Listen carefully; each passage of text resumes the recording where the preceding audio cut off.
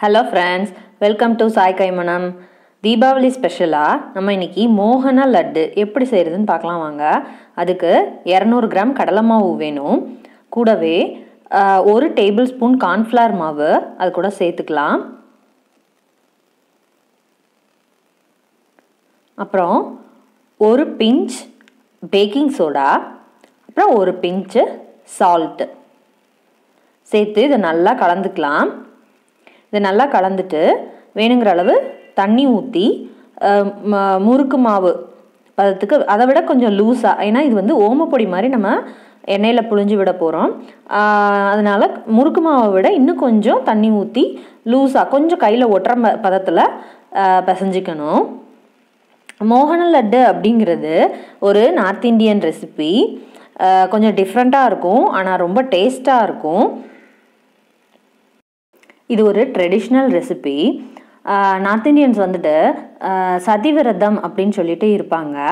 அந்த சதிவிரதம் காலையிலேருந்து விரதம் இருந்து ஈவினிங் நிலா வந்ததுக்கு அப்புறமா தான் விரதம் முடிப்பாங்க. அப்போ ஃபர்ஸ்ட் வந்து இந்த மோகன லட்டு அப்படிங்கிறத சாப்பிட்டு தான் அவங்க வந்து விரதம் முடிப்பாங்க. அந்த ஸ்வீட் சாப்பிட்டு தான் அவங்க வந்து இதை வந்து கடலை மாவுலேயும் ஓமப்பொடி மாதிரி புழிஞ்சு விடாமல் பூரி மாதிரி தட்டி எண்ணெயில் போட்டு எடுத்து பண்ணுவாங்க. நம்ம இன்றைக்கி கொஞ்சம் ஈஸியாக இருக்கட்டும் அப்படின்னு சொல்லிட்டு ஓமப்பொடி மாதிரி புழிஞ்சு விட்டு எண்ணெயிலேயே டைரெக்டாக ஓமப்பொடி புழிஞ்சு விட்டு அதை எடுத்து லட்டு பண்ண போகிறோம்.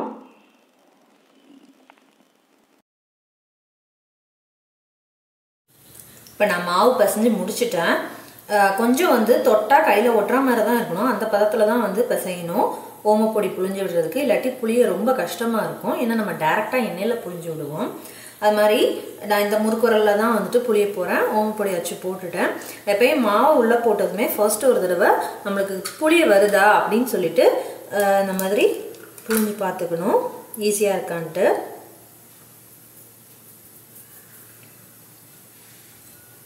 இப்போ நான் ஒரு பெரிய கடாயில் எண்ணெய் காய வச்சுருக்கேன். எண்ணெய் நல்லா சூடானதும் நம்ம இந்த ஓமப்பொடியை புழிஞ்சு விட்டுட்டு அதுக்கப்புறமா சிம் பண்ணிக்கலாம், இல்லாட்டி கலர் ரொம்ப சீக்கிரம் சேஞ்ச் ஆகிடும்.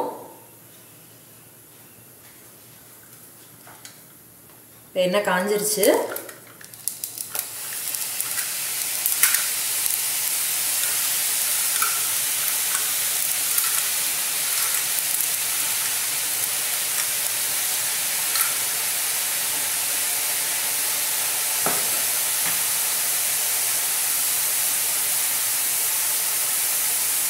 இது நல்லா நுர பொங்கி வந்து வெந்ததுக்கப்புறம் அந்த நுர அடங்கிடும். அப்புறம் நம்ம அதை எடுத்துடலாம். ரொம்ப சீக்கிரம் ஆகிடும்.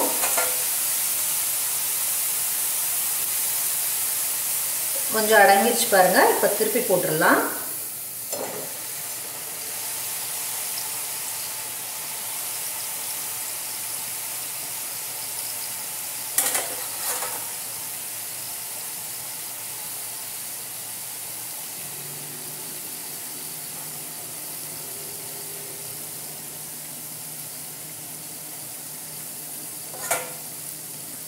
இப்போ நல்லாவே வந்து அந்த நுர அடங்கி வந்துருச்சு.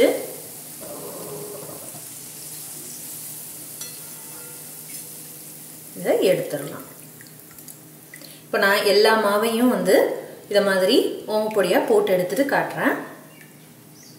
நான் எல்லாத்தையும் ஓமப்பொடியாக புழிஞ்சு எடுத்துட்டேன். இப்போ இதை ஆறுனது இந்த மாதிரி ஒரு தட்டில் எடுத்து வச்சுட்டு இப்படி ப்ரெஸ் பண்ணோன்னா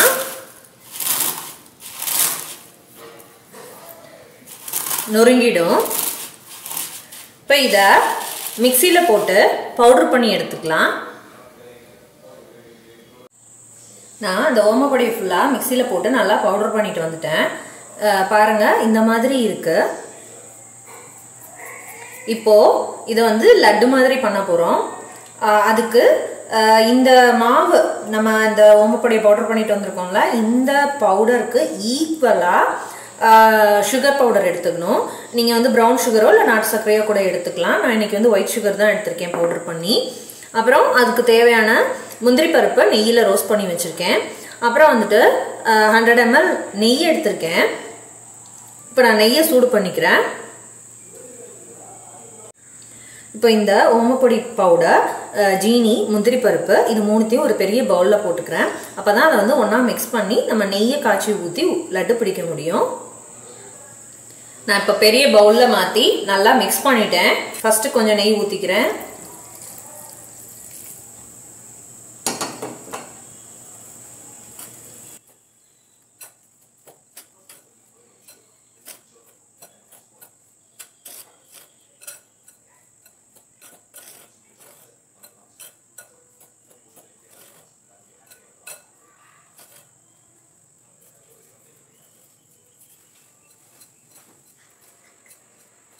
இது நல்லா சூடா இருக்கும் போதே நம்ம உருண்டை பிடிக்க ஆரம்பிச்சிடணும்.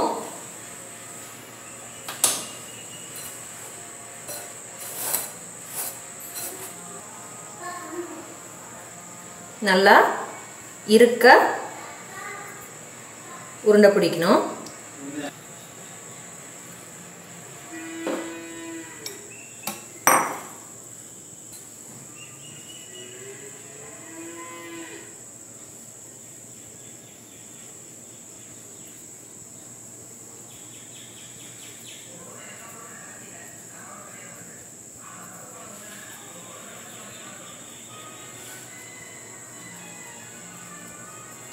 எனக்கு வந்து சமையலில் குரு வந்து எங்கள் அம்மா தான்.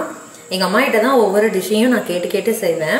அதுவும் ட்ரெடிஷ்னல் டிஷ்ஷெல்லாம் எங்கள் அம்மா சொல்கிறத அப்படியே செஞ்சுருவேன். இப்போ உள்ள டிஷ்ஷஸ் மட்டும் நான் அதில் என்னோடய க்ரியேட்டிவிட்டி சேர்த்து செய்வேன். இந்த டிஷ் கூட ஃபர்ஸ்ட் இன்றைக்கி தான் நான் செய்கிறேன். அதுவும் இந்த தீபாவளிக்கு தான் நான் வந்து இந்த பலகாரங்கள்லாம் செய்யவே ஆரம்பிச்சிருக்கேன்.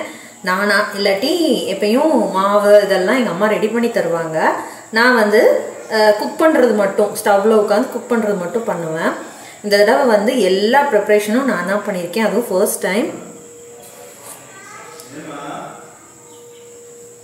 எல்லோரும் கட்டாயம் செஞ்சு பாருங்கள், ட்ரை பண்ணி பாருங்கள். கொஞ்சம் கொஞ்சமாக, அதனால தான் நான் எல்லாமே கொஞ்சம் கொஞ்சமாக செய்கிறேன். கொஞ்சம் கொஞ்சமாக செஞ்சு ட்ரை பண்ணி பாருங்கள்.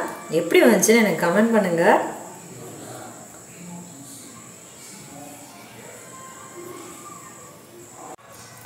பாருங்க, மோகன லட்டு ரெடி ஆயிடுச்சு.